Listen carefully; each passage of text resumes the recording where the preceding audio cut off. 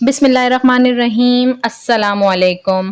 حضرت ابراہیم علیہ السلام اور 4 پرندے۔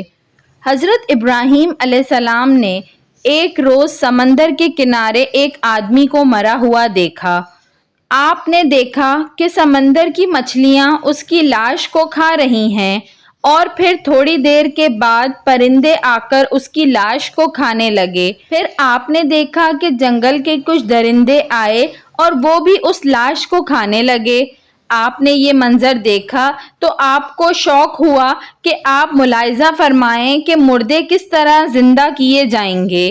چنانچہ آپ نے خدا سے عرض کیا، الہی مجھے یقین ہے کہ تو مردوں کو زندہ فرمائے گا اور ان کے اجزاء دریائی جانوروں، پرندوں اور درندوں کے پیٹوں سے جمع فرمائے گا، لیکن میں یہ عجیب منظر دیکھنے کی آرزو رکھتا ہوں۔ خدا نے فرمایا، اچھا اے خلیل، تم 4 پرندے لے کے انہیں اپنے ساتھ ملا لو تاکہ اچھی طرح ان کی شناخت ہو جائے، پھر انہیں ذبح کر کے ان کے اجزاء باہم ملا جلا کر ان کا ایک ایک حصہ ایک ایک پہاڑ پر رکھ دو اور پھر ان کو بلاؤ اور دیکھو کس طرح وہ زندہ ہو کر تمہارے پاس دوڑتے ہوئے آتے ہیں۔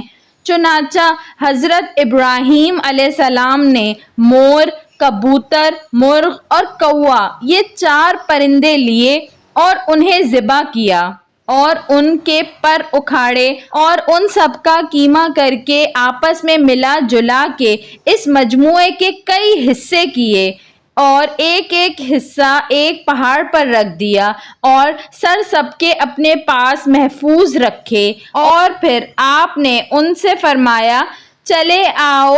آپ کے فرماتے ہی وہ اجزاء اڑے اور ہر جانور کے اجزاء علیحدہ علیحدہ ہو کے اپنی ترتیب سے جمع ہوئے اور پرندوں کی شکلیں بن کر اپنے پاؤں سے دوڑتے ہوئے حاضر ہوئے اور اپنے اپنے سروں سے مل کر بائینہ پہلے کی طرح ہو کر اڑ گئے۔ ویڈیو پسند آئی ہو تو اس کو ضرور لائک کریے گا اور ایسی مزید اچھی ویڈیوز دیکھنے کے لیے میرے چینل اردو کہانی گھر کو سبسکرائب کر لیجئے۔